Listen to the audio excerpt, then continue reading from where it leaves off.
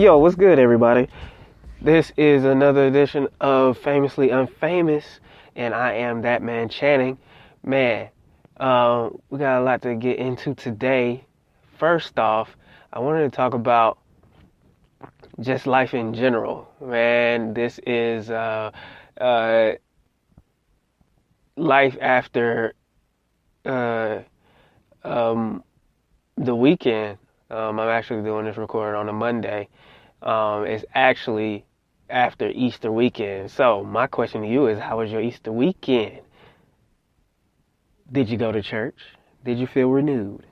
Did you feel renewed in your mind, body, and soul and spirit? Amen. Come on, somebody. No, but seriously, hopefully for the large majority of people that usually don't attend church, hopefully you found a place to go. And that there was something of benefit that you got out of it, and hopefully that can encourage you to keep going a little bit more often. I know, I get it. We don't really go to church. We don't really know what we believe. We don't get into all that stuff. I'm more spiritual than religious. Yeah, I get it. I understand. There's a lot of points that can be made about that. There's a lot of back and forth that can be said about that. But you know what? At the end of the day, people have to.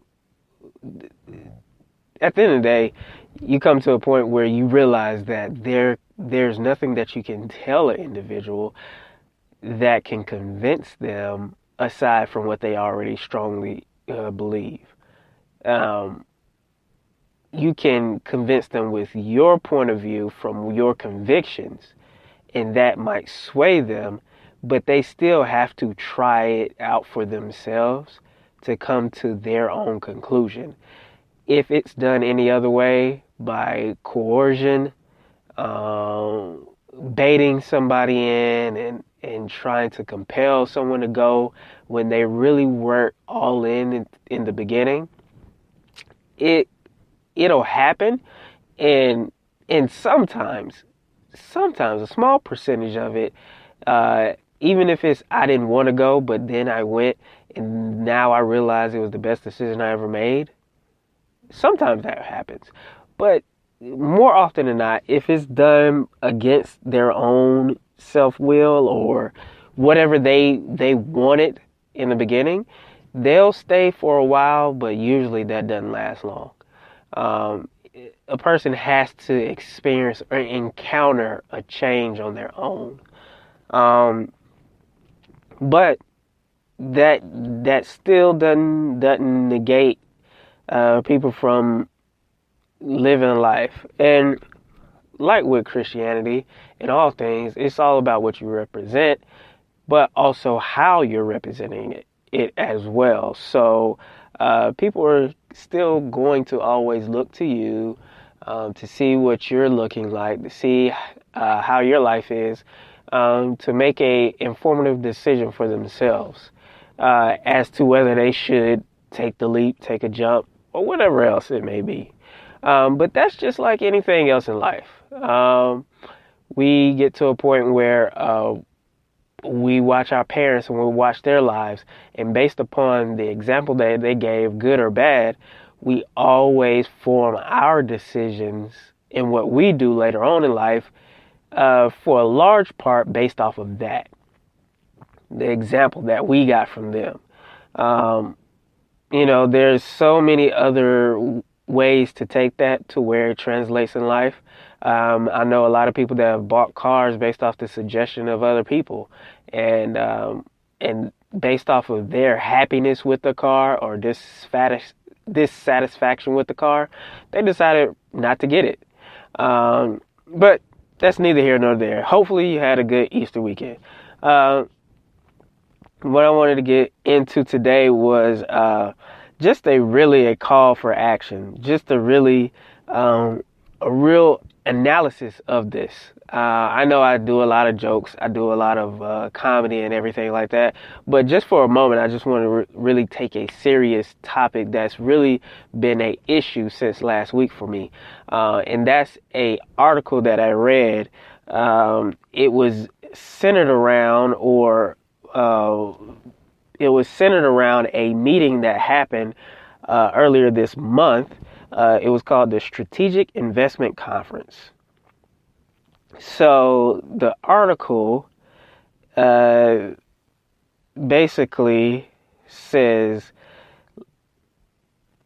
or it was a presentation that was given at the conference that this article is based off of, and the presentation was entitled at the Strategic Investment Conference, Labor 2030. The collision of demographics, automation, and inequality. And essentially, who was at the conference was this. It was a lot of investors. It says roughly 700 investors were at the conference to talk to this well-known economist. This well-known economist was doing the presentation, and essentially what it was surrounded by was this new transformation in the economy that will have a heavy impact on jobs. And to cut to the chase, essentially by 2030, they're looking to automate lower level jobs, manual labor jobs, and jobs that didn't need a whole lot of college courses or a degree to learn. They want to transition people out of those jobs and automate them through the power of technology. Now, this has been going on for quite some time. However, what has happened and what's big in the push for 2030 is the fact that there were laws passed that gave tax breaks to big companies and companies just in general. And those tax breaks allowed them to keep more revenue instead of paying the government.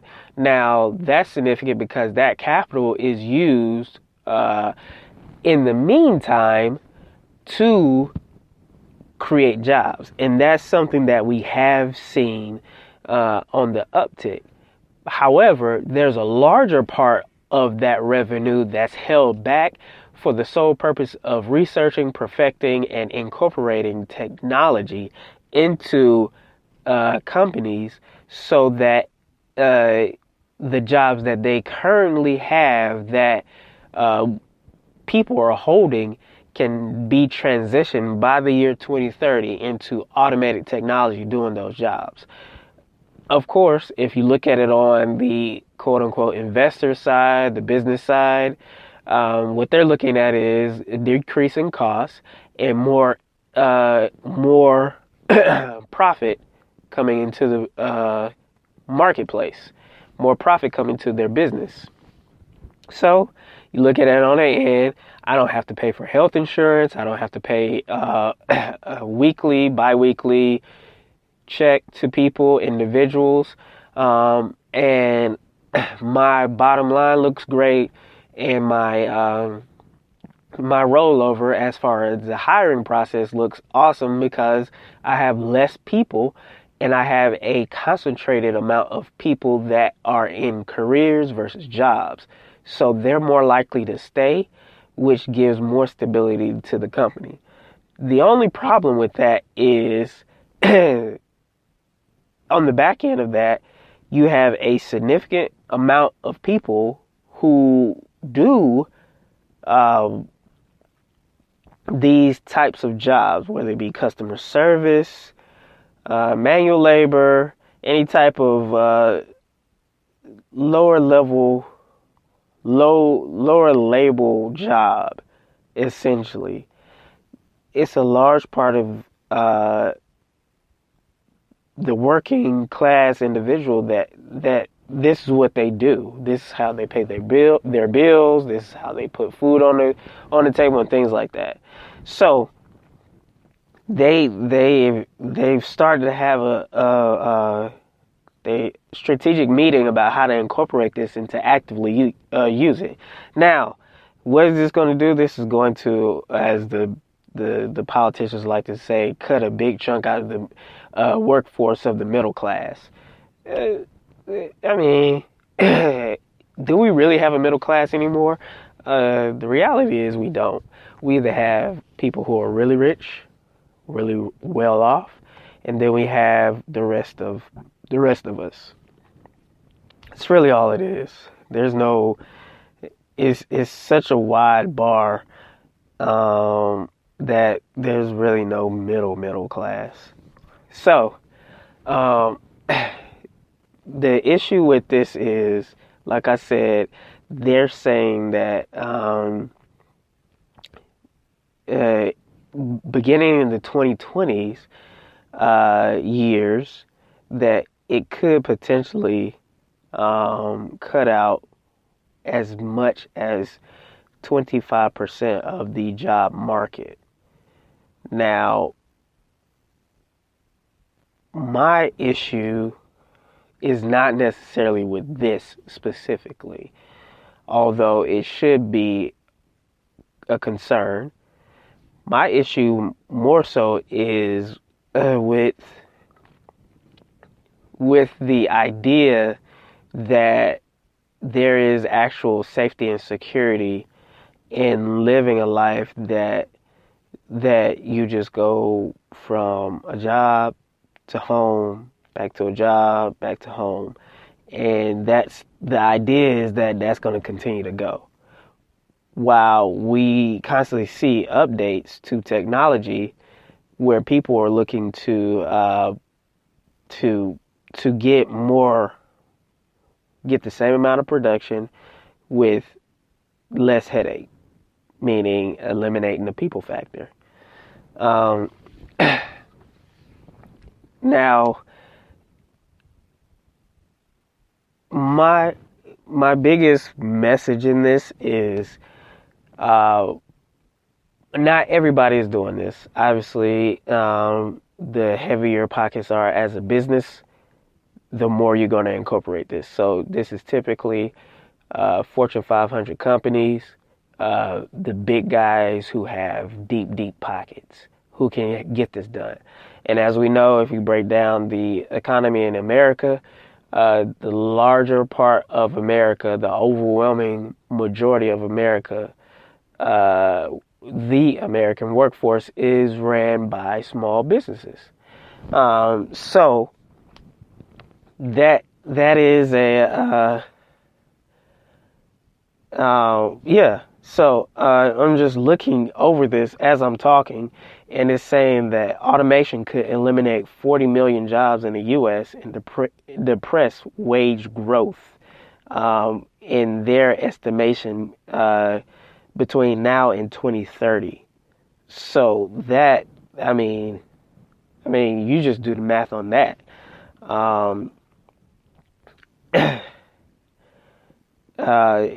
It's not a good thing. Excuse me. But the bigger part is focusing on what you're good at, focusing on what your strengths are, and realizing that this is a reality, and that technology has caught up to us and surpassed us at such a degree that it can replace a person who's working a normal 9 to 5 with technology.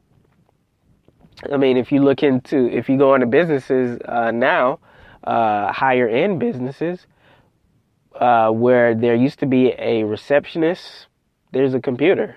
Check in, press the button. Who are you looking for? What's your appointment? You go into a place like McDonald's, where there used to be, a handful of workers, 6 or 7, maybe 8, depending on the day. At lunchtime, it's just a line of automated computers where you go up, you place your order, and then there may be 1 or 2, maybe 3 people in the back making the food. You swipe your credit card.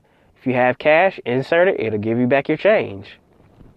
They also at McDonald's have now inserted a automated arm that flips the burgers. So a burger machine, burger flipper, done by technology that's flipping the burgers. So that cuts out the cook. You still got the person dropping fries. You still got the manager there.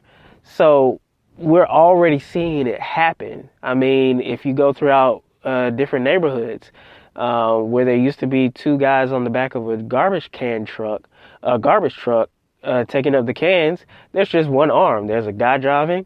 He uses the handles inside the truck to dump the trash outside. And there's a big arm that reaches over and dumps the trash, puts the garbage can back. So we're already seeing a decrease. The only reason we don't really notice it now is because there's so much productivity and so much, optimism about the fact that people are having jobs now. But the problem with that is it's right now, but that's only because the companies are making so much money that they can afford to hire more people. But if you really look at the numbers, the majority of those jobs are temporary jobs. Whether you go through a staffing agency or you get into the company on a temporary basis, it's just a temporary job. And then they'll decide whether or not to bring you on. So they'll get a large pool of people. They'll get the work done for 30, 60, 90 days or however long. And then either you'll get out because you're looking for something more permanent and different opportunity, or they'll whittle it down to maybe a handful of people that they decide to take on, the best production workers or whatever, and then eliminate the rest at the end of the contract. So yes, the numbers are increasing, but we have to look at how the numbers are increasing. So my biggest point in this, I know I've been going around, but listen, my biggest point is this. There are seasons, there are things that people should, if it's in you, take a chance on. And what I mean by that is, how can you look at what you have right now, see what gifts and talents you have right now, understand them, use them to your strength, utilize them, and create profit off of them. And now, how you do that is not a scientific formula. At the end of the day, you have to do the work. You have to figure out how to take what you have and create some type of platform that gives you the ability to provide revenue for yourself and invest in it. And then once you create revenue, take it, put it back into the business, and keep it running, keep it moving. And the only reason I'm saying that is because if this hits as the article states it's going to hit, and people they're investing heavily in technology to replace people on the job, where does that leave the normal everyday individual? That leaves them in a bind where they're looking for work. And now you have this influx of people that are now all of a sudden on the job market where they haven't been in years. And then because those jobs are now not there because they're ran by technology, now you're left with a situation where you're looking for work, but you're also having to figure out how to reinvent yourself to find something better. So now if you don't have a college degree or everybody has a degree just like you, now we just have an influx of people that they're not getting anything out of life because they didn't. This was something that they've always done. But I'm saying it's time to do something different. so that when this time comes, or as it is slowly rolled out, you're not caught by surprise. You're not caught by surprise, and you're not caught off guard. And you've already been working on your side hustle, your legal side hustle. You've already been perfecting your craft. And you might not be seeing results right now, but you keep working at it. You keep working at it. You keep working at it until one day something happens and it catches on. And, you know, everybody has this idea that you're going to be a millionaire. Sometimes you're not. But at the same time, you have to realize that everybody here is somebody else's blessing. We oftentimes look at ourselves to be standing in line for a blessing, but sometimes you are somebody else's blessing. Meaning, you could be at a job where you do it great, you do it well, and you perfect it. But that's now become something that you've understand to do, and now you figured out there may be a possible way that I can do it, not reinventing the wheel, because there's a limited amount of ways that you can do that. But taking what you've learned, taking your knowledge, and start to do it for yourself. And by starting to do it for yourself and starting small and keep working at it, who knows? It's 2018. 10 years from now, in 2028, if you continue to work at it, and in 10 years from now you look up, you've created a full-fledged business. Now what I mean by being somebody else's blessing, now you're somebody else's blessing, because now you've created such an amount of work to be done that you have to hire more people. And now you're in a position where you can hire somebody else who's lost their job to automated technology. And now you can hire them because you have not only the ability, but the capital and the proficiency to run and work with a person in your company. And now that person has the ability to feed their family. They have the ability to do what they've always been doing. But it takes you to get over frustration, fear, lack of commitment, lack of consistency, and all those things to create in order to be somebody else's blessing. That's what I'm talking about. That's what this bigger story speaks to me of. And what I'm destined to do now is to create that same process where I'm working on something and I'm starting small, but I'm gonna continue to work at it so that when those times come, I know what it's like to go without. I know what it's like to be in a position where you don't know how you're gonna feed your family. And as much as I can do, I would love to be in a position where I give somebody else the opportunity. And that's what it's really about. Because at the end of the day, we know that a large part of the economy that's ran by very, very wealthy people, they are not concerned about how you feed your family. They are concerned about the bottom line. In one aspect of business, that's very important, but at the same time, it doesn't bode well for you if you're just a worker. Because at the end of the day, you're just another number. So, also, it's very important that we don't compete with each other and we collaborate with each other, because two heads are better than one.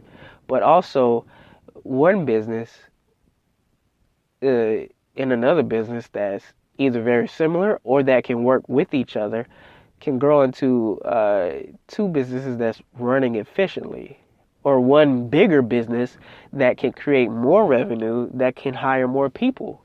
So never rule out collaboration. I'm all about collaboration. So we also have to look at that aspect as well.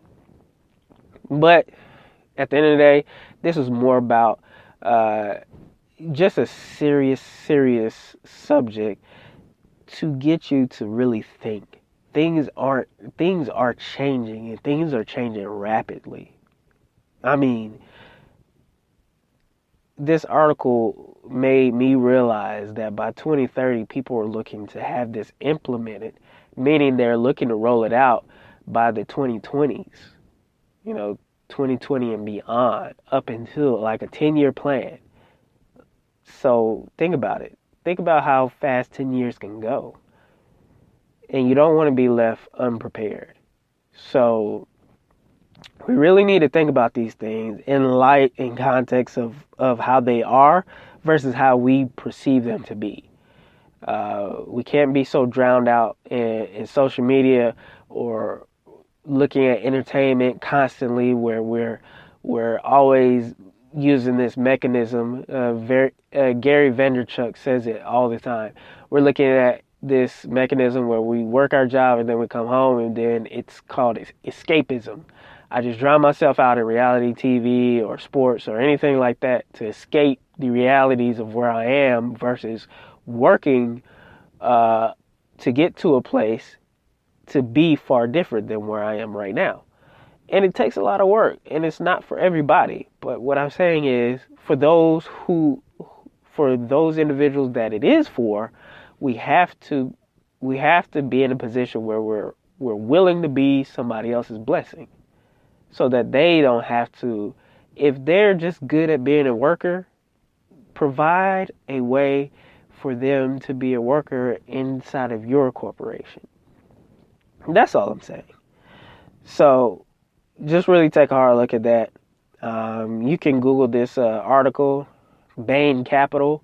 Look it up, the Strategic Investment Conference 2018, and you can read all about this presentation that was given at the forum.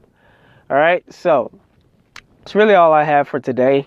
Thank you so much for tuning in. For those of you who have heard of the podcast, have heard of me, I'm so grateful for people who have commented and liked and suggested to keep going on the comedy side of what I do as well. Just want to be multifaceted in entertainment, and to really touch each individual in different places. This was more informative, so it gives you information. But I also want to give comedy to give you a release from the stress that life can bring towards you as well. To work on the whole man. So, God bless you. Thank you for tuning in. Look forward to more podcasts, and look me up on social media, on Instagram at ThatManChanning. No lines, no dashes, just one long word. And look out for more content. All right, y'all be blessed.